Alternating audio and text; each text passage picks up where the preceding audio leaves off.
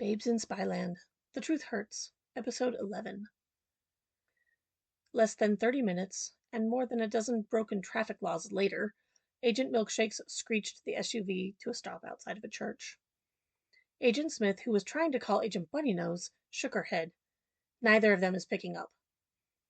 There's Amphibian Queen's car. Milkshakes indicated a gray sedan parked illegally across the sidewalk.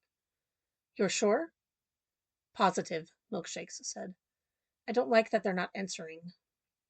Are we going in anyway? Agent Smith asked. Milkshake snorted. Of course. She gave Agent Smith a concerned glance. If you're up for it, that is. Agent Smith appreciated the offer to bow out, but wasn't about to fall short on her first assignment, especially now that things had gotten interesting. I can't let you go by yourself. The boys are right behind us. Agent Smith rolled her eyes as she opened the door and got out. Then I'm definitely coming. Letting out a small chuckle, Milkshakes followed suit, hitting the lock button and drawing her weapon. Agent Smith raised her eyebrows. If everything was fine, they would have called, Milkshakes said. Good point. For the third or fifth or 10th time in 2 days, Agent Smith pulled her gun from its holster. The heavy weight felt both familiar and comfortable in her hands. The church, a huge stone structure that towered above them, leered down as if it knew they were there to intrude. Illumination from the streetlights only accentuated the dark creases between bricks. Rock steps led to a tall wood door, which stood ajar. Milkshakes ascended the stairs, pausing when she reached the threshold. Agent Smith followed, moving to the opposite side of the opening. A paper sign held to the door with blue tape flapped in a slight breeze. The words, written in thin, shaky letters, said, Dear patrons, our pastor is ill, and the church will be closed until further notice. God bless. Darkness lay beyond, thick and foreboding. A shaft of bright light hit them from behind. Agent Smith glanced over her shoulder and saw another sedan, likely Black Turtle and Bigfoot. Milkshakes sighed. He is such a grandma driver. The two men exited their vehicle, and Agent Milkshakes waved them around back. Black Turtle nodded, and the two men ran for the corner of the building. Agent Smith looked at Milkshakes, who held up 3 fingers. 2, 1. Milkshakes disappeared into the darkness beyond, going right. Hot on her heels, Agent Smith followed, going left. A little light spilled in through the door, but just enough to see the outline of the rearmost pews. The only other source of illumination came through the stained glass window, throwing weird colors onto some of the benches. Agent Smith stayed close to the back wall, moving quickly and quietly. As her eyes adjusted, the world around her began to turn from midnight black to dusk gray. The vibrant colors from the stained glass dulled in the night, trying but failing to inspire awe. Agent Smith saw no one. A faint scrape of Milkshake's shoes on stone was the only noise in the cavernous space. A piercing beam of light shot from Milkshake's phone. It cut through the dark and hit the altar. Agent Smith jumped. Blood pumped in her ears, and her injured body made it very clear that it was not happy with the current arrangement. She did her best to ignore it as she and her partner slowly crept forward. As they moved toward the front of the space, Agent Smith heard something from ahead. Is that singing? Bunnynose, Milkshake said, running forward. Agent Smith kept her eyes on the rest of the room as she followed her partner. Everything remained still. Come on, Milkshake said, stopping at the privacy screen by the altar. Agent Smith took the lead, while Milkshakes covered their backs. She went through the door by the screen, leading with her weapon, half expecting someone to jump out at her. Or maybe they would just shoot. But nothing happened. Agent Smith spotted another door, this one modern and metal, ajar in the corner of the building.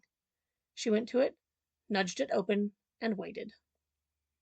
Milkshakes reached her and burst into the next area, weapon ready. After a moment, she whispered, Clear. Agent Smith went through the door and found a small storage space. To her surprise, the floor had fallen away into a tight spiral staircase. Dim light filtered up from below, as did the singing, now slightly louder, as well as a stench she couldn't quite place. Looks like we go down, Milkshake said. Agent Smith wrinkled her nose. It smells funny. Could be dead things, Milkshake said. Or Sci-Fi and his scent experiments. Milkshakes shrugged and turned her flashlight off before descending the stairs. The smooth, worn edges of the stones might have told the story of those who had trod them, if the trespassers had had time to listen. The tight spiral made Agent Smith dizzy. The cold, hard stone did not look forgiving. The damp atmosphere sucked everything warm out of the air. A single bulb hung from a cord, bravely fighting the dark. After 29 steps, they came to a landing. The stairs continued down, but a hallway led from there. Agent Smith stopped. So did the singing. They listened for a moment. Nothing. Milkshakes pointed at Agent Smith, then to the stairs, followed by the hall. Agent Smith shrugged. Milkshakes made a face and whispered, "I hate choosing." "I'll take the stairs," Agent Smith offered. "Be careful." "Nothing too stupid?" "Exactly."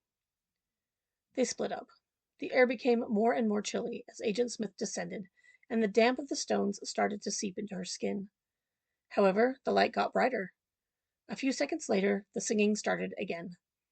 Agent Smith narrowed her eyes. Bad singing. Horrible, actually. She'd heard groups of drunkards that sounded better. The strange smell got stronger, but she still couldn't place it. The stairs ended on a landing. Agent Smith moved to the edge, hugging the wall, and paused. "Can you shut her up?" a man's voice asked. "Just bring her. We could use one of them." The woman's high, trilly voice struck contrast to the sinister words. The singing continued. Agent Smith recognized the tune, sort of, but the lyrics of "He's a hottie, I feel naughty" didn't sync with it. An uncontrolled giggle filled the air, like a 9-year-old boy after a particularly funny potty joke. "Shut up!" the man bellowed. Several metal-on-metal clangs followed. The singing stopped, but the giggling didn't. A moment later, another song started, this one too slurred to identify.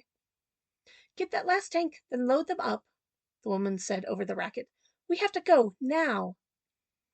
The man grumbled a reply. Agent Smith peeked around the edge of the door. The room before her resembled Sci-Fi's lab, but on a smaller scale. 4 tables held towers of tubes, vials, and heating stations. A large man in jeans and a red t-shirt walked to the far table and turned a valve. He hefted a cylinder about the size of a barbecue propane tank and walked it over to a wood platform, where it joined 3 others. Finally, Agent Smith found the source of the singing. Agent Bunnynose, still slurring out an unrecognizable tune, stood back to back in a cage with a giggling Sci-Fi. Butterfly had been right. Her brother was pretty cute. "Come along," the woman said. Agent Smith's jaw hinged open as the last person in the world she would have suspected of nefarious behavior strode into view. The tiny, round nun Bunnynose had been interrogating at headquarters waved her hand at the man. She wore a habit, but had added combat boots to her attire, along with a suspicious bulge the size of a basketball on her back.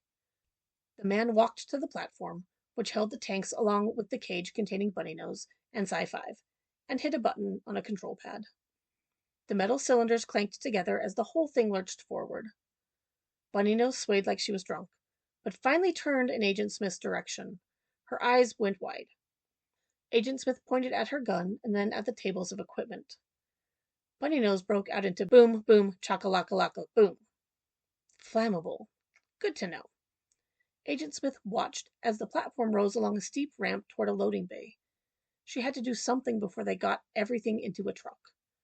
There had to be a way to do it without making everything explode. An inspection of the 2 bay doors revealed a nearby electrical panel. A plan formed in her mind.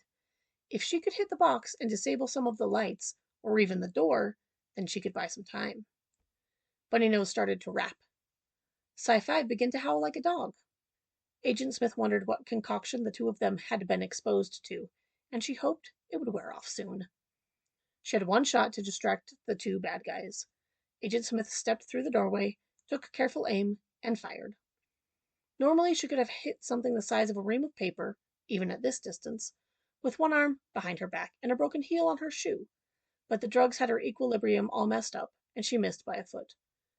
Instead of the box, she hit a shiny metal plate, which caused her bullets to ricochet back into one of the tables. "Oops," she said as glass shards exploded out everywhere.